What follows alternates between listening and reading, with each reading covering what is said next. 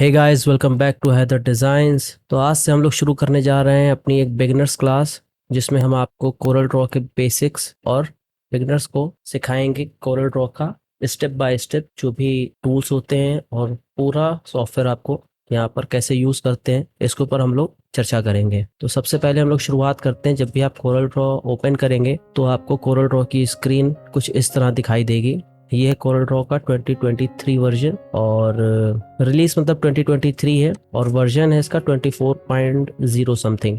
तो सबसे पहले आपको यहाँ पर दिखाई दे रहा होगा गेट स्टार्टेड और ये आपका work space, what's new, learning, get more. तो यहाँ गेट स्टार्टेड से हम लोग स्टार्ट करेंगे। सबसे पहले समझेंगे हम लोग न्यू डॉक्यूमेंट को। इस न्यू डॉक्यूमेंट पे जब आप क्लिक करेंगे, यहाँ पर जब आपने क्लिक किया तो ये आप पास एक पॉपअप आया। इस डायलॉग बॉक्स में आपको क्या करना है, क्रिएट अ न्यू डॉक्यूमेंट। तो यहाँ पर आपके सारे साइजेस दिए हुए हैं। इन साइजेस को आप जो सा साइज लेना चाहते हैं उसे सिलेक्ट करेंगे और ओके पर क्लिक कर देंगे। तो इस तरीके से आपका वही फाइल ओपन होगी जिस साइज में आप उसको बनाना चाहते हैं। यहाँ पर सोशल है, यानी कि सोशल मीडिया के साइजेस हैं, यहाँ पर आप देख पा रहे हैं। हम क्या करेंगे, ऑल पेज साइजेस पर जाएंगे। यहाँ पर आप देख रहे हैं हम ले लेंगे A4 को सिलेक्ट किया। हमको सपोज काम करना है RGB में, तो RGB लेंगे। पेज का व्यू सिंगल रखेंगे, सिंगल पेज व्यू। और ये मल्टीपल पेज व्यू होता है, इसका यूज आपको आगे हम बता देंगे कैसे करना है। फिर उसके नीचे यहाँ पर आप अगर कोई कस्टम साइज लेना चाहते हैं तो आप वो यहाँ पर ले सकते हैं। उसके नीचे ये ओरिएंटेशन है, आपको लैंडस्केप रखना है या पोर्ट्रेट में। रेजोल्यूशन हमेशा 300 रखना चाहिए। 300 से कम होता है तो फाइल जब आप एक्सपोर्ट करते हैं तो प्रिंटिंग के लिए तब दिक्कत आती है, तो इसको हमेशा 300 DPI पे रखते हैं। फिर ये लेआउट है, यहाँ पर A4 का लेआउट है। पेज टाइप A4 है तो यहाँ पे A4 दिखा रहा है। उसके अलावा अगर कोई और होता तो यहाँ पे कोई और दिखाता। फिर ये ब्लीड है। तो ब्लीड में आपको क्या करना होता है कि आपके जो डॉक्यूमेंट होता है उसके आसपास जो भी कटिंग का एरिया आपको जो देना होता है उसको ब्लीड बोलते हैं। ये यूजुअली प्रिंटिंग में यूज होता है मेन, तो इसको यहाँ पर अभी डिसेबल रहने देंगे। उसके बाद नीचे एक कलर है, तो इस कलर्स में जो है यहाँ पर किसी भी तरह का आपको कोई चेंजेस नहीं करना है। और उसके बाद हम लोग ओके पर क्लिक करेंगे तो नया डॉक्यूमेंट ओपन हो जाएगा। साथ ही आपको बताना चाहेंगे ये है टेम्पलेट्स वो होता है जिसमें आपको बने बनाए एक डिजाइन का फॉर्मेट मिल जाएगा। उस डिजाइन टेम्पलेट पे आप अपनी फाइल अपने अकॉर्डिंग क्रिएट कर सकते हैं। इससे आपको काफी हेल्प मिल जाती है उस वक्त जब आपके पास वह थोड़ा सा टाइम कम होता है और आपको जल्दी चीजें बनाना है, तो उस टाइम आप इसको यूज कर सकते हैं।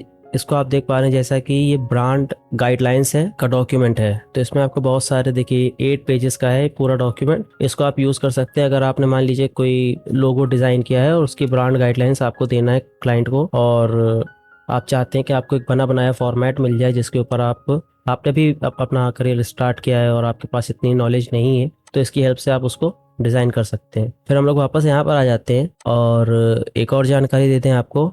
सपोज आपने यहाँ पर कोई एक साइज लिया जो कि आप बहुत ज़्यादा यूज़ करते हैं और आप चाहते हैं कि उसकी मुझे ज़रूरत आपको बार बार पड़ती है, तो आप उसको चाहते हैं कि वो एक जगह सेव हो जाए, बार बार आपको वो साइज आकर के यहाँ पर इनपुट ना करना पड़े। तो उसके लिए आप यहाँ पर साइज लेंगे और उसको यहाँ पर प्लस के आइकन पर क्लिक करके सेव कर देंगे और ओके पर क्लिक करेंगे। वो आपका साइज यहाँ पर दिखाई देगा कस्टम के साथ। ठीक है, अभी फिलहाल हम लोग इसको ओके करेंगे। ऑल पेजेस में जा करके A4 लिया है हम लोगों ने, इसको RGB कर देंगे, ओके पर क्लिक करेंगे। ये आपका डॉक्यूमेंट ओपन हो गया है।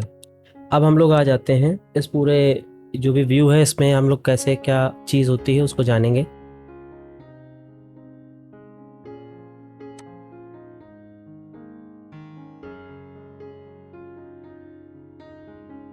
सबसे पहले हम लोग आ जाते हैं इस पर, ये कहलाता है हमारा मेन्यू बार। ये देख पा रहे हैं, अगर हम इसे अनचेक करेंगे तो ये चला जाएगा, तो that is called menu bar. फिर उसके नीचे आ जाएंगे हम लोग, तो ये कहलाता है स्टैंडर्ड बार। इसको हम लोग वापस से चेक कर देंगे जिससे यहाँ पर ये जो भी स्टैंडर्ड ऑप्शंस होते हैं वो यहाँ पर डिस्प्ले होते हैं। फिर उसके बाद यहाँ पर आ जाएंगे तो प्रॉपर्टी बार। ये प्रॉपर्टी बार है, यहाँ पे आपको डॉक्यूमेंट्स की प्रॉपर्टीज जो होती है उसको आप चेंज कर सकते हैं और अपने अकॉर्डिंग सेट कर सकते हैं। ये देखिए ये यहाँ से चला गया, इसको भी चेक कर देंगे।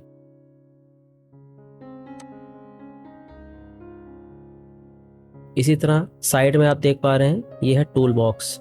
यहाँ पर सारे टूल्स हैं जो कि इसको चेक करने से दिखाई देते हैं। अब इसमें आप क्या कर सकते हैं, हम यहाँ पर आपको दिखाई दे रहे हैं। इसमें आपने प्लस आइकन पर क्लिक किया, कस्टमाइज पर गए। सपोज आपको यहाँ पर एक ऑप्शन ऐड कराना है और अपनी मर्जी से, तो वो कैसे कराएंगे? सपोज आपको ये कलेक्ट फॉर आउटपुट, इस पर आपको अगर आप क्लिक करेंगे और इसको आपको इसमें ऐड करना है इस टूल बॉक्स में, तो आप क्या करेंगे, इसको सिंपली यहाँ से ड्रैग एंड ड्रॉप करेंगे और ये आपका ऐड हो गया और आप यहाँ से ओके पर प्रेस कर देंगे। तो इस तरीके से आप यहाँ से कोई भी नया टूल ऐड कराना चाहें तो ऐड करा सकते हैं। ये हैं आपकी 4 चीजें, 1 2 3 और ये 4।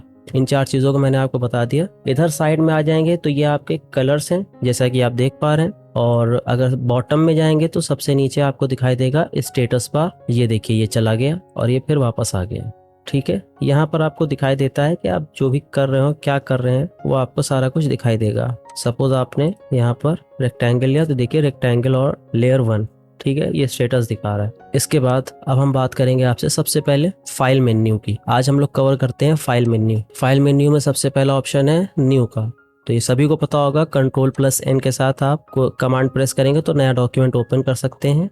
सेम चीज़ जो भी हमने आपको सिखाई थी उसी तरीके से आपको अपनी रिक्वायरमेंट के अकॉर्डिंग यहाँ पर डॉक्यूमेंट को सिलेक्ट करना है, नए डॉक्यूमेंट को, और आप ओके करेंगे, नया डॉक्यूमेंट ओपन हो जाएगा। उसके नीचे आएंगे और सेम चीज़ यहाँ पर भी है, देखिए, ठीक है, इस आइकन से स्टैंडर्ड बार में। उसके बाद नीचे आएंगे न्यू फ्रॉम टेम्पलेट। तो सेम चीज़ जो मैंने आपको बताई थी इससे पहले शुरुआत में, वही सेम चीज़ यहाँ पर है कि यहाँ पर आएगा और आपको जो भी चाहिए पेज आपको यहाँ से मिल जाएगा टेम्पलेट में जो भी सेव्ड है। उसके बाद आ जाते हैं हम लोग इसके नीचे ओपन। ओपन मीन्स क्या होता है, अगर आपने कोई फाइल पहले से कोरल ड्रॉ की ही सेव कर रखी है तो उस फाइल को ओपन करने के लिए हम इस कमांड का यूज करते हैं। यहाँ से ओपन पर क्लिक करेंगे और ये आपकी फाइल यहाँ से, सपोज आपने कोई फाइल ओपन करनी है तो ये देखिए आपने इसको ओपन कर लिया। Second, open from cloud.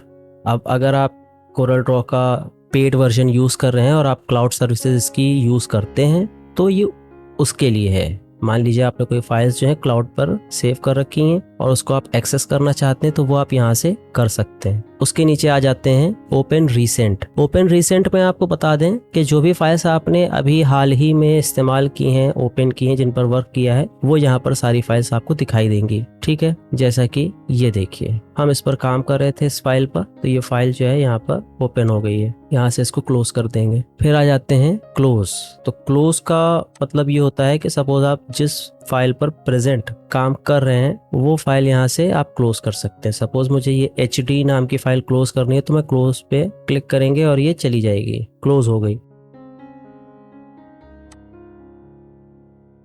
अब क्या है, मान लीजिए हमने एक ये फाइल ओपन कर ली, फिर हमने एक फाइल यहाँ से ये ओपन कर ली और अभी हमको साथ में एक ये अनटाइटल्ड फाइल ओपन है जिसमें भी हमने कुछ भी नहीं किया है। तो इसको यहाँ से अगर आप चाहते हैं हम सारी फाइल्स एक साथ बंद कर दें, क्लोज कर दें, तो क्लोज ऑल पर क्लिक करेंगे और ये सारी फाइल्स जो हैं क्लोज हो जाएंगी। इसी तरह के बाकी के और ऑप्शंस हैं जो कि हम आपको अभी बताए दे रहे हैं। तो वापस से यहाँ आएंगे सेव। तो सेव अभी डिसेबल इसलिए है क्योंकि हमने अभी तक इस फाइल में कुछ किया नहीं है। कोरल ड्रॉ में ये ऑप्शन होता है कि जब तक आपने कुछ भी नहीं किया तब तक ये फाइल को आप सेव नहीं कर सकते। जैसे कि वर्ड में होता है, फाइल आपने ओपन की तो MS वर्ड में क्या होता है, आप नए डॉक्यूमेंट को भी सेव कर सकते हैं Ctrl+S प्रेस करके, बट इसमें ऐसा नहीं है। इसमें जब तक आप एक स्क्वायर या रेक्टेंगल, सपोज ये जैसे कि आउटलाइन आप देख रहे हैं, ये जैसे ही आएगी, अब आप यहाँ पर देखेंगे तो ये देखिए ये इनेबल हो गया है। अभी आप इस फाइल को किसी भी नाम से सेव कर सकते हैं, न्यू नेम करके।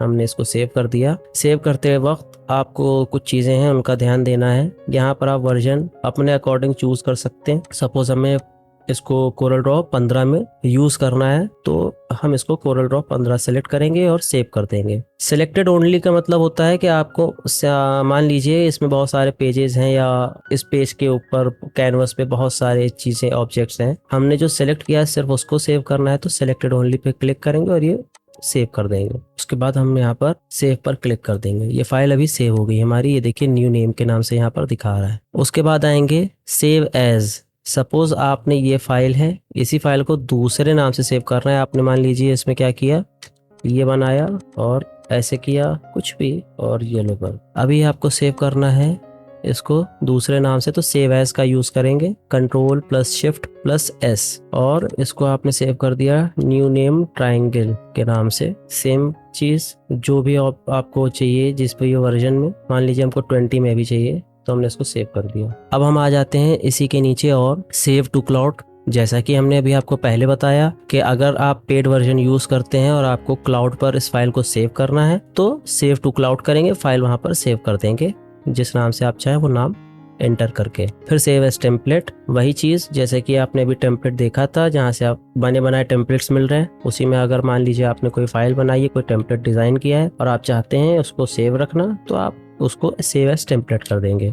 रिवर्ट, ये क्या ऑप्शन है इसके बारे में हम आपको बताए दे रहे हैं। मान लीजिए आपने इस तरीके का कुछ किया, मतलब बहुत सारे काम किए, बहुत सारी कमांड के बाद आप चाहते हैं कि अरे हमको ये वापस से जो पहले हमने फाइल ओपन की थी वैसा ही इसको चाहते हैं आप, ये फाइल वापस वहीं लौट जाए जैसा कि आपने इसको ओपन किया था जहां पर ये सेव्ड थी। तो आप क्या करेंगे, रिवर्ट पे क्लिक करेंगे और ये सारा आपका वहीं पहुंच जाएगा वापस से। अब इसमें और अंडू में यही फर्क है कि अंडू जो होता है वो एक स्टेप बैक जाता है, रिवर्ट क्या होता है वो सारे स्टेप बैक चला जाएगा, जो सबसे पहले आपने फाइल ओपन की होगी वहां पर आपको ले जाके छोड़ देगा। उसके बाद अक्वायर इमेज, अक्वायर इमेज में अगर आप ये जो पहला ऑप्शन देख रहे हैं सेलेक्ट TWAIN सोर्स, इस पर अगर आप क्लिक करेंगे और आपका जो प्रिंटर है या सॉरी जो स्कैनर है वो अगर आपका कनेक्टेड है तो आप उससे डायरेक्ट यहाँ पर इमेज कोई भी अगर आप डॉक्यूमेंट स्कैन करना चाहते हैं तो वहां से आप स्कैन करके अपने इस डॉक्यूमेंट में इंपोर्ट करा सकते हैं। अब आ जाते हैं नीचे इंपोर्ट की बात। तो इंपोर्ट ऑप्शन से आप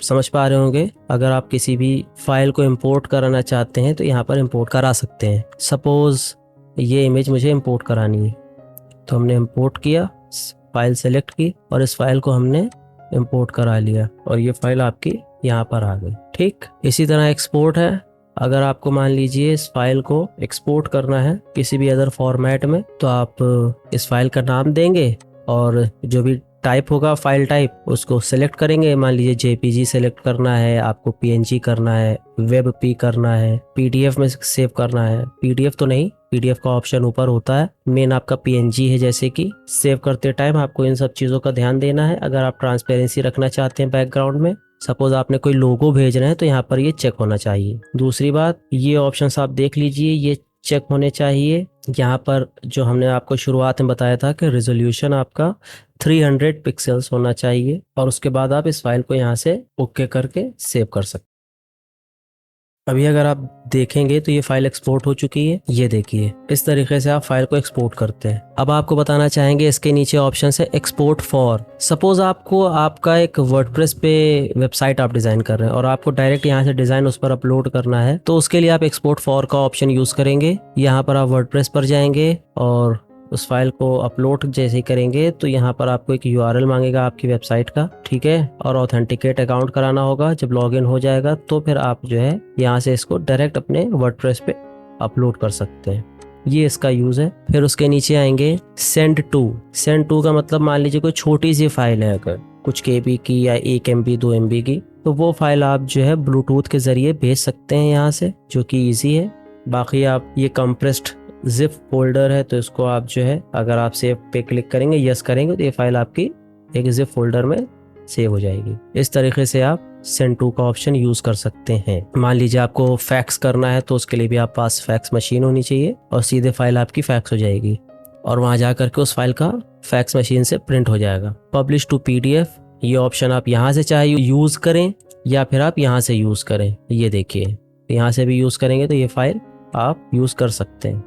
और PDF एक्सपोर्ट करने के लिए आपको किन किन बातों का ध्यान रखना चाहिए उसके ऊपर मैंने एक वीडियो बनाई है, वो आपको यहाँ पर आई बटन में मिल जाएगी। उसके बाद प्रिंट मर्ज, इसके ऊपर हम लोग एक सेपरेट वीडियो बनाएंगे जिसके जरिए आप क्या क्या परफॉर्म कर सकते हैं ऑप्शंस को, उसके ऊपर हम लोग बात करेंगे। फिर आ जाते हैं हम लोग प्रिंट के ऊपर। Ctrl+P इसका शॉर्टकट की होता है। प्रिंट कमांड एकदम सिंपल है, जैसा कि आप सभी को पहले से आती होगी, अगर नहीं आती है तो भी कोई बात नहीं। यहाँ पर आप अपना प्रिंटर सेलेक्ट करेंगे, सेलेक्ट करने के बाद उसको जो है जो भी उसके सेटिंग्स है, मान लीजिए आपने यहाँ पर प्रिंटर लिया, हो सकता है अभी ना दिखाए क्योंकि अभी कनेक्टेड नहीं है, और उसके बाद उसका कलर की सेटिंग्स देखना होती है, पेज का जो भी साइज है वो सिलेक्ट करेंगे, उसके बाद प्रिंट पर कमांड ओके कर देंगे और आपका प्रिंट आ जाएगा। ये बहुत ही सिंपल है, इजी है, इस पर कोई इशू नहीं है, इतनी बड़ी प्रॉब्लम की बात नहीं है, ये आप सब सीख जाएंगे। फिर आ जाते हैं प्रिंट प्रीव्यू पे। मान लीजिए अभी हमको ये फाइल प्रिंटिंग पे देनी है तो ये फाइल का कैसी दिखाई देगी प्रिंटिंग के बाद, ये यहाँ पर दिखा रहा है। कहीं पे अगर कुछ कट रहा होगा तो वो भी यहाँ पर दिखाएगा, नहीं कट रहा होगा तो भी दिखाएगा। इसी तरह इसके नीचे अगर आप आ जाएंगे तो ये डॉक्यूमेंट प्रॉपर्टीज है।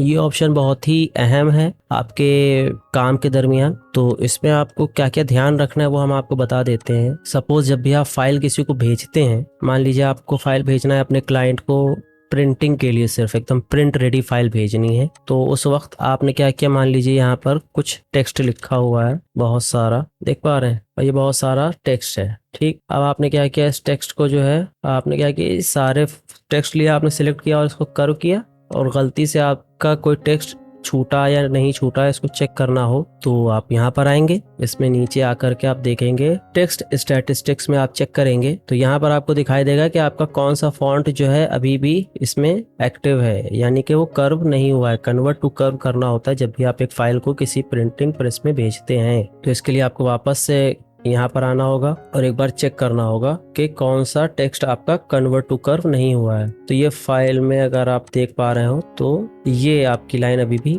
कर्व नहीं हुई है, तो इसको आप कंट्रोल क्यू करेंगे और ये फाइल आपकी कर्व हो जाएगी। अभी अगर आप यहाँ पर आते हैं और डॉक्यूमेंट प्रॉपर्टीज चेक करते हैं तो ये देखिए अभी no text objects in this document, यानी कि कोई भी टेक्स्ट नहीं है। इसी तरह आप यहाँ पर चेक कर सकते हैं, यहाँ पे आपको नंबर ऑफ ऑब्जेक्ट्स दिखाई देगा, आउटलाइंस कितनी यूज हुई है वो दिखाई देगा, सारी चीजें। बिटमैप आपने कितनी यूज की है, देखिए बिटमैप हमारे पास ये एक है, आप देख पा रहे हैं, तो वो दिखा रहा है, उसकी कलर प्रोफाइल दिखा रहा है क्योंकि वो अभी RGB में है। इसके ऊपर भी हम लोग अभी बात करेंगे कैसे क्या करना होता है जब भी आप फाइल भेजते हैं। तो